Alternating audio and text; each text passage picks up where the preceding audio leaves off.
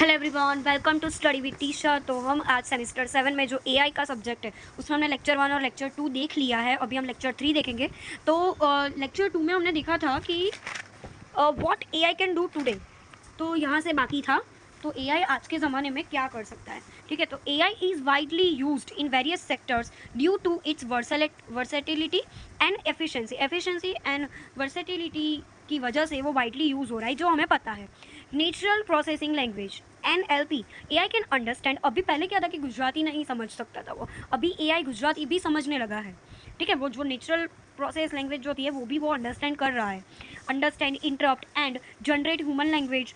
This enables chatbots use हो रहा है अभी। Voice assistants like Siri and Alexa, automated transaction, sentiment analysis and text summarisation, ये सारी चीज़ें वो कर रहा है अभी। ठीक है, मतलब AI can do today this things. Image and video recognisation, AI can analyse image, वो इमेज को रिकॉग्नाइज एनालाइज कर रहा है, वीडियोस बना रहा है, डिटेक्ट कर रहा है ऑब्जेक्ट को। एक वीडियो आया था एंड्रॉयड वाले फ़ोन में कि हम एक रूम है उसका हम वीडियो बना दें और उसके बाद हम एआई को पूछे कि मेरी चाबी किधर है, तो वो आसानी से हमें डिटेक्ट करके बताएगा कि ये ऑब्जेक्ट कहाँ पे रखा है। तो बहुत सारे लोग को ये डिसएडवांटेज भी लगा है, कुछ को एडवांटेज भी लगा है, क्योंकि ये डेटा कहीं ना कहीं तो जाता ही होगा। ठीक है, सो बी केयरफुल अबाउट दैट। ये एआई है वो उसका बेनिफिशियल भी है और डिसएडवांटेज भी है। तो detect object faces and scenes, it is used in facial recognisation system, यानी फेशियल यानी कि फेस का एक्सप्रेशन भी वो पढ़ लेता है। ऑटोनोमियस व्हीकल्स, मेडिकल सिक्योरिटी सर्वेलेंस, ये सारी चीज़ों में ये यूज़ होता है। ऑटोमेशन और robotics, AI powered robots and software automate repeatedly and complex tasks in manufacturing। हमें पता है कि रोबोट्स और ये सारी चीज़ें मैन्युफैक्चर करने में बहुत कॉम्प्लेक्स होती है, बट ये बहुत ही यूज़फुल होता है। इसमें भी एआई यूज़ करता है। एआई से भी एक एआई को हम बोले कि रोबोट्स कैसे बनाए तो वो भी हमें बता देता है आसानी से।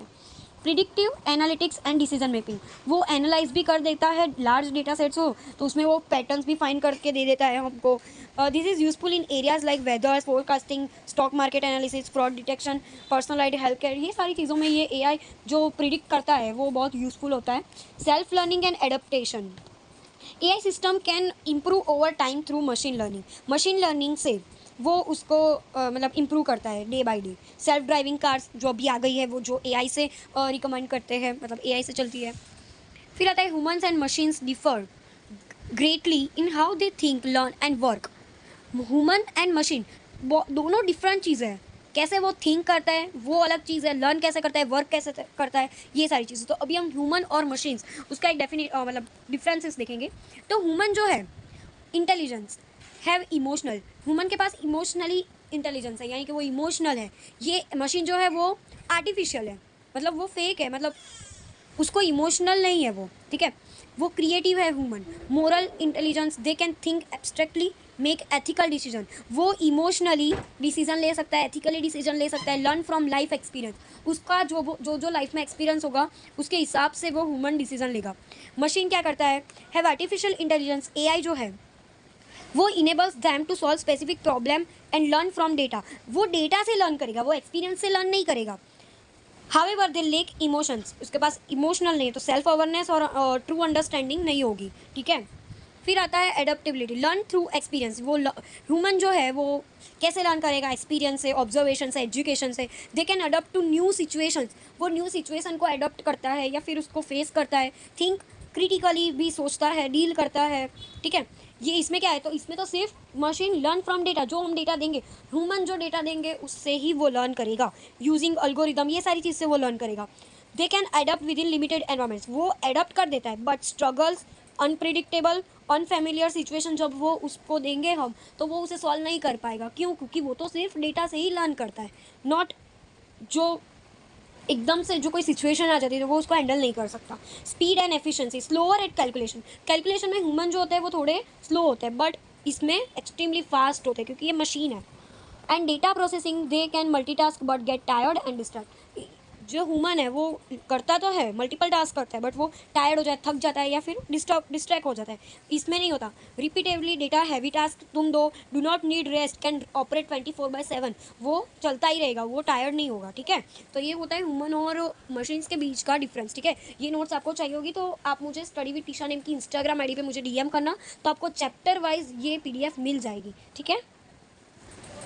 और भी बहुत सारे डिफरेंसेस है मशीन और ह्यूमन के रिलेटेड।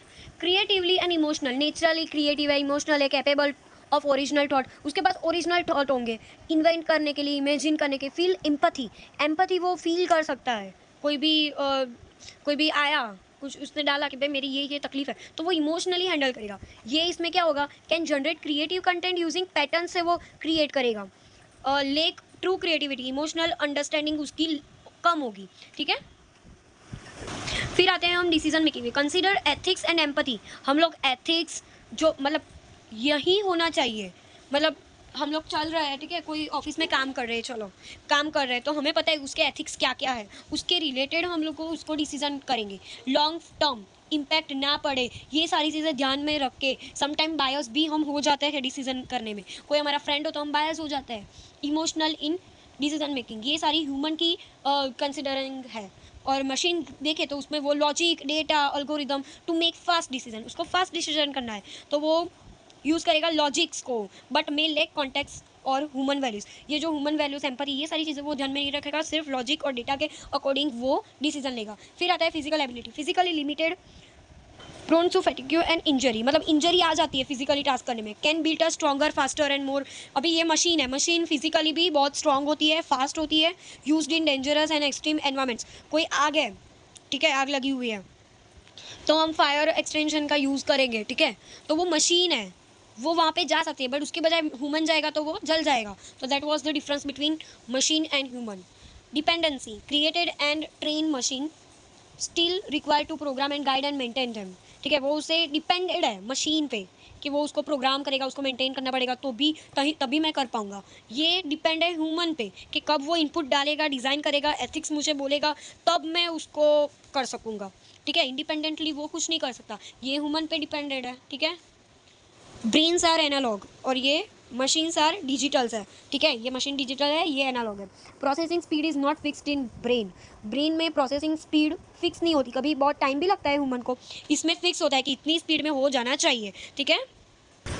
अभी एआई प्रॉब्लम क्या है, एआई यानी हमें पता है कि जो मैन ने बनाया है, यानी कि ह्यूमन ने बनाया है और उसकी थिंकिंग पावर बहुत अच्छी है, तो उसको हम बोलेंगे AI, artificial intelligence. An AI problem is a task that needs a computer to act intelligently just like a human would। AI problem क्या है, एक टास्क है जिसमें कंप्यूटर को इंटेलिजेंटली एक्ट करना है, जस्ट लाइक ह्यूमन जैसे इंटेलिजेंटली एक्ट करता है वैसे ही उसको भी एक्ट करना पड़ेगा। This problems are not easy to solve with normal programming, ये जो कुछ ऐसी प्रॉब्लम्स होती है जिसको सॉल्व करने में नॉर्मल प्रोग्रामिंग नहीं यूज़ होती, उसमें कुछ thinking, learning, understanding language, making decision, ये सारी चीज़ें हमें करनी पड़ेगी, तभी वो प्रॉब्लम सॉल्व होगी। वो नॉर्मल प्रोग्रामिंग से सब कुछ सॉल्व हो जाए ऐसा तो ज़रूरी नहीं है, ठीक है। तो वो होती है AI problem. An AI problem is a type of problem where a computer has to think and act smartly, जिसमें एआई भले मशीन है बट उसको वो प्रॉब्लम सॉल्व करने के लिए उसको एक्ट भी करना पड़ेगा स्मार्टली ह्यूमन की तरह, और सोचना भी पड़ेगा ह्यूमन की तरह, ठीक है। So when a computer solves this types of problem we call it a AI problem, ठीक है। जब भी कंप्यूटर ऐसी कोई सिचुएशन, ऐसी कोई प्रॉब्लम सॉल्व करता है जिसमें उसको ह्यूमन की तरह थिंक करना पड़े, ह्यूमन की तरह स्मार्ट वर्क करना पड़े, तभी हम वो प्रॉब्लम्स को बोलेंगे एआई प्रॉब्लम। जैसे कि प्लेइंग चेस, तो उसको एज अ ह्यूमन उसको सोचना पड़ेगा, स्मार्ट वर्क करना पड़ेगा। It looks at all possible moves, वो सारे पॉसिबल मूव्स देखेगा कि क्या क्या हो सकता है। वो हम चेस हम जब खेलते हैं तब भी हम भी देखते हैं कि कौन से पॉसिबल मूव्स है, कौन सा मुझे मूव बेस्ट करना है जिससे मैं गेम जीत सकूं। ये सारी चीज़ें हम जैसे ह्यूमन थिंक करता है वैसे ही एआई थिंक करता है। This is an AI problem because the computer is thinking like a human. तो ये हो गया उसका एग्जाम्पल, ठीक है। Now key component of an AI problem, initial state क्या है। अभी जब भी कोई एआई प्रॉब्लम आई, यानी कि हमने देखा कि चेस वाला, ठीक है, वो प्रॉब्लम आई, तो इनिशियल स्टेट क्या होगा, starting point of the problem क्या है ये पहले करो, फिर गोल क्या रखना है कि मुझे राजा को बीट करना है और मैं गेम को जीतना चाहती हूँ, ऐसा मैं चेस में बोलूँगी। तो डिज़ायर क्या है, ये सारा गोल स्टेट करो, गोल स्टेट यानी कि गोल क्या है उन लोगों का। सेट और एक्शंस कैसे देने, legal moves, steps that can be perform, की कैसे रूल्स है, रेगुलेशन, वो आप एआई को बताओ। Transition model defines the result of performing actions, ठीक है, जो भी हम एक्शंस कर रहे हैं उसका रिजल्ट हमें डिफाइन करके बताओ जिससे हम आगे के बारे में सोच सकें। Path cost, numeric cost associated with each path और सॉल्यूशन, मतलब जो भी एक पाथ इधर से इधर गए तो कितना कॉस्ट हुआ, ये सारी चीज़ें एआई प्रॉब्लम में हम लोग देखते हैं। Types of AI problem, search problem हो, सर्च प्रॉब्लम यानी कि फाइंडिंग अ पाथ, यानी कि देखो मैं आपको बताती हूँ।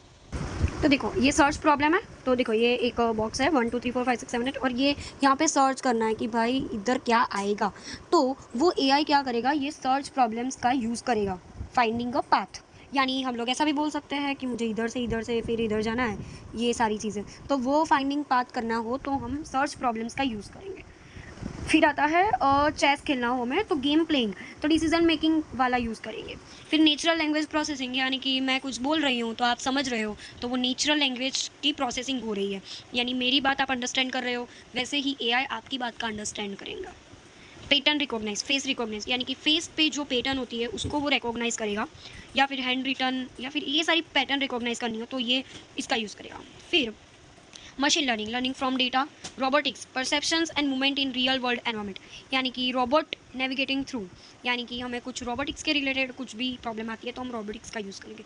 तो ये होते हैं टाइप्स ऑफ एआई प्रॉब्लम, ठीक है। इसको आप 2-3 लाइन में डिटेल में लिखोगे, मतलब जो भी मैंने बोला वो एग्जाम्पल दे के, तो आपको ये मार्क्स मिल जाएंगे, ठीक है। कोई भी नोट्स चाहिए होगी तो आप मुझे स्टडी विद टीशा नेम की मेरी इंस्टाग्राम आईडी पे मुझे डीएम कर देना, तो आपको नोट्स मिल जाएगी, ठीक है। अभी चैप्टर 1 की नोट्स है, सो अभी चैप्टर 1 की मिलेगी, जैसे जैसे वीडियो आएंगे वैसे वैसे आपको सारी नोट्स मिलती जाएंगी, ठीक है।